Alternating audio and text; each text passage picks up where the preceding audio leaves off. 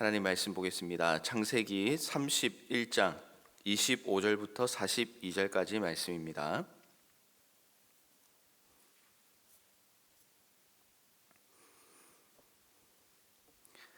라반이 야곱을 뒤쫓아 이르렀으니 야곱이 그 산에 장막을 친지라. 라반이 그 형제와 더불어 길르앗 산에 장막을 치고 라반이 야곱에게 이르되 네가 나를 속이고 내 딸들을 칼에 사로잡힌 자 같이 끌고 갔으니 어찌 이같이 하였느냐. 내가 즐거움과 노래와 북과 수금으로 너를 보내겠거늘 어찌하여 네가 나를 속이고 가만히 도망하고 내게 알리지 아니하였으며 내가 내 손자들과 딸들에게 입맞추지 못하게 하였으니 네 행위가 참으로 어리석도다. 너를 해할 만한 능력이 내 손에 있으나 너희 아버지의 하나님이 어젯밤에 내게 말씀하시기를 너는 삼가 야곱에게 선악간에 말하지 말라 하셨느니라.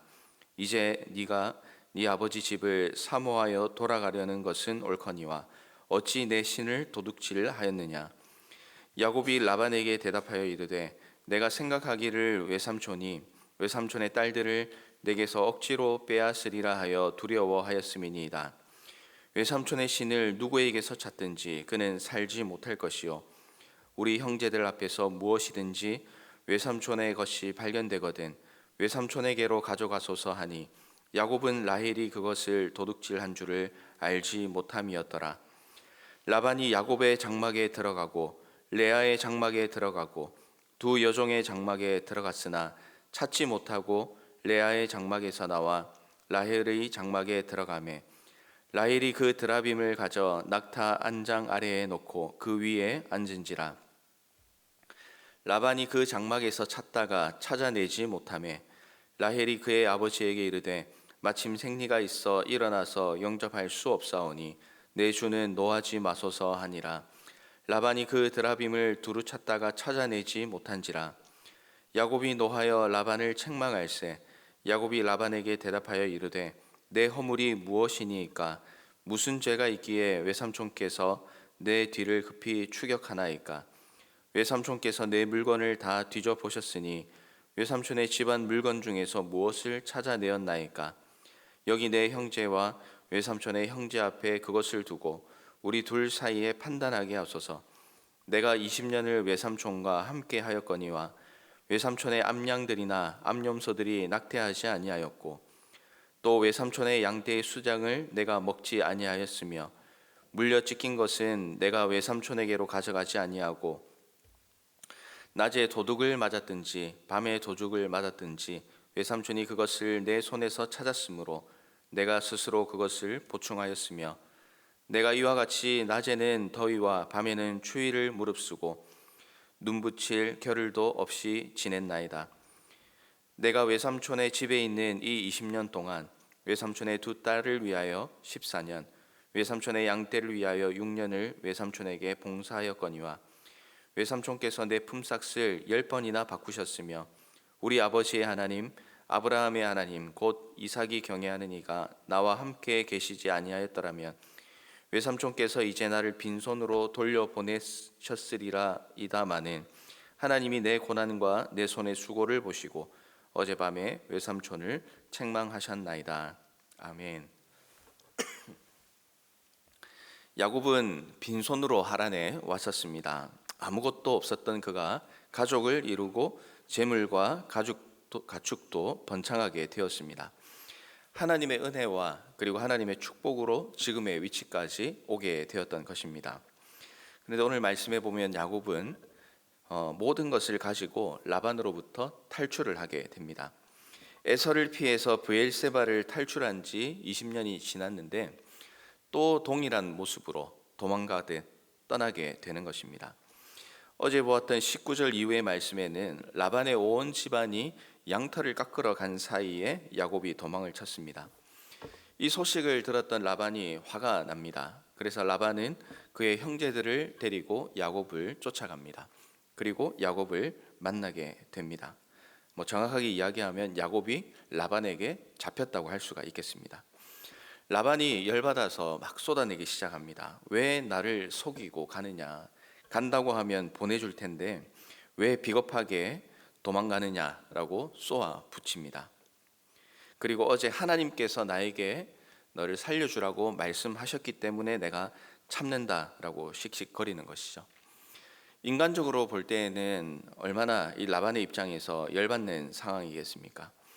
그런데 이런 라반의 분노 앞에서 이 야곱도 가만히 있지 않습니다. 야곱도 그동안 참았던 분노를 쏟아내기 시작합니다. 오늘 이 말씀 가운데는 야곱의 이야기에 귀를 기울였으면 좋겠습니다. 그의 항변에는 그가 지금까지 어떻게 살아왔고 어떤 마음으로 살았으며 또 지금 어떤 심정에 있는지를 잘 보여주고 있습니다. 이 야곱의 이야기를 들으면서 우리도 하나님 앞에서 어떤 마음으로 살아가야 되는 존재인지를 다시 한번 점검해 보는 시간이 되기를 바랍니다. 먼저 우리가 기억해야 될 것은 우리가 하나님 앞에서 하나님을 바라보고 열심을 내야 하는 존재다라는 것을 말씀을 통해서 깨닫게 됩니다. 야곱은 자신이 그동안 얼마나 성실하고 정직하게 일했는지를 설명합니다. 자신에게 맡겨진 일에 대해서 성실하게 일을 했고 라반의 양떼 가운데서 자신이 도둑을 맞았거나 물려 찢긴 것이 생기면 자신이 다 배상했다라고 이야기합니다. 또한 낮에는 더위와 밤에는 추위를 무릅쓰고 눈붙일 겨를도 없이 지냈습니다. 20년 동안 품삯을 바꾸었지만 그래도 자신은 주어진 일에 최선을 다했다고 고백을 하고 있습니다. 야곱은 자신에게 맡겨진 일에 대해서 책임감을 가졌습니다. 그 책임감을 가졌기 때문에 열악한 환경과 또 열악한 관계 가운데서도 최선을 다했다는 것입니다. 특별히 야곱은 하나님과의 언약과 하나님께서 함께 하신다는 것을 알았기 때문에 일을 해 나가면서 하나님 앞에서 일하고 하나님 앞에서 생각하고 결정해 나아가는 모습을 보입니다. 사람을 보지 않고 하나님을 바라보기 때문에 이것저것 따지지 않고 그동안 주어진 일을 성실하게 감당해 왔다는 것을 알 수 있습니다. 하나님께서 선하게 인도하시고 갚아주실 것을 알았기 때문에 야곱이 고백했던 것처럼 이런 부당한 대우와 또 이런 부당한 관계 가운데서도 내가 정직하고 성실하게 일했습니다 라고 고백할 수 있었던 것입니다. 사도 바울은 에베소서 6장 6절과 7절에서 이렇게 고백을 합니다.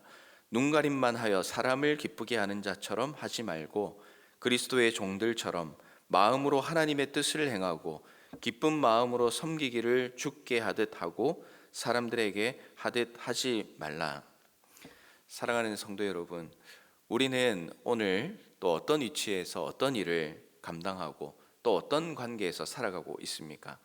가정에서, 직장에서, 학교에서, 어디에서 무엇을 하든지 우리가 꼭 기억해야 하는 것은 내가 이 위치에서 또 이 관계에서 또 내 이 일을 하는 목적이 무엇인가를 기억하는 것이 필요합니다.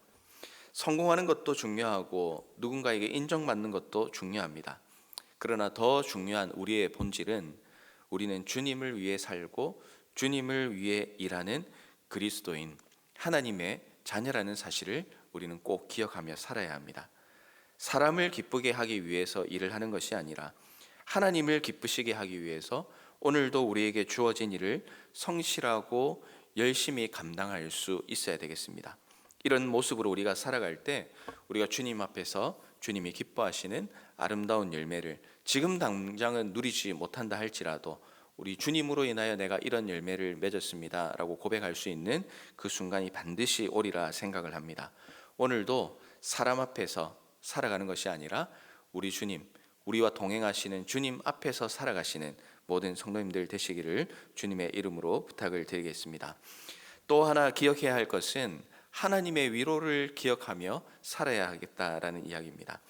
오늘 말씀 가운데서 야곱이 라반에게 항변하는 이야기를 보면 이 야곱의 또 다른 모습을 발견하게 됩니다. 그가 목적을 위해서 그동안 수단과 방법을 가리지 못했던 부분은 있지만 라반 밑에서 일을 할 때에 이렇게 하나님 앞에서 힘을 낼 수 있었던 이유가 무엇이냐? 그것은 하나님께서 동행하신다는 것을 알고 또 하나님의 위로를 경험하며 살았기 때문에 그렇습니다. 42절 말씀에 보면 야곱이 이렇게 고백합니다. 하나님이 나의 고난과 내 손에 수고를 보셨다. 이렇게 고백을 하고 있습니다. 라반 앞에서 또 하나님 앞에서 이렇게 고백할 정도로 야곱은 성실하게 일을 하였고, 동시에 그런 어려운 상황과 관계 가운데서 자신을 위로하시는 하나님의 동행하심을 경험했다는 것입니다. 육체적으로도 힘들고 외삼촌으로부터 10번이나 약속된 보수를 받지 못하는 고통도 겪었습니다. 노동력과 재산을 착취당하기도 했지만, 그러나 그런 상황 가운데서 야곱은 하나님을 발견하게 됩니다. 그런 모든 고통과 억울함 가운데 하나님이 나와 약속하시고 나와 언약을 맺었기 때문에 하나님은 나를 버리지 않고 나와 함께 하시고 나를 선한 길로 인도해 주실 것이다 라는 믿음이 있었다는 것입니다. 이것이 바로 하나님께서 주시는 위로입니다. 그것이 야곱이 힘을 나게 하고 또 그런 어려운 상황을 견딜 수 있도록 만들어 주었습니다. 사랑하는 성도 여러분, 오늘을 살아가는 우리들에게도 동일한 이런 믿음이 필요한 줄로 압니다. 다른 사람이 우리를 속일 수도 있습니다. 또 누군가가 나를 무시할 수도 있습니다. 또 어떤 사람은 우리에게 피해를 줄 수도 있습니다. 그러나 그것 때문에 우리가 실망만 하고 포기만 해서는 안 됩니다. 우리는 다른 사람이 나를 힘들게 한다고 하더라도 하나님께서 나를 보고 계시고 나와 함께 하시고 또 이 모든 상황을 다 알고 계신다는 것을 알고, 또 이런 어려운 상황을 이기게 하실 하나님을 기대하고 그분이 주실 위로를 얻을 수 있어야 하는 것입니다. 하나님께서 함께 하시고 하나님께서 나를 위로하신다는 것을 우리가 안다면, 또 믿는다면 우리는 어떤 일에서든 승리할 수 있고 하나님의 복을 누릴 수가 있습니다. 주님은 우리에게 분명히 약속하셨습니다. 세상 끝날까지 우리와 함께 하시겠다고 이 위로의 말씀으로 약속해 주셨습니다. 어려운 순간에도, 힘든 순간에도 주님은 우리와 함께 하시고 위로하시고 그리고 이겨나갈 힘과 능력을 공급해 주십니다. 우리에게 어떤 일들이 놓여져 있습니까? 감당하기 어려운 순간이라 할지라도 함께 하시는 주님의 위로를 경험하면서 주님께서 내 수고를 보셨다고 고백하는 그런 간증의 삶을 살아가시는 모든 성도님들 되시기를 바랍니다. 그래서 오늘 하루를 살아갈 때에도 오늘 말씀처럼 사람 앞에서가 아니라 하나님 앞에서 열심히 성실히 최선을 다하는 삶, 또한 우리 오늘 하루의 어떤 상황 가운데서도 주님이 주시는 위로로 이겨내고 살아가겠습니다. 그 위로를 경험하시는 귀한 한 날 되시기를 주님의 이름으로 축원합니다.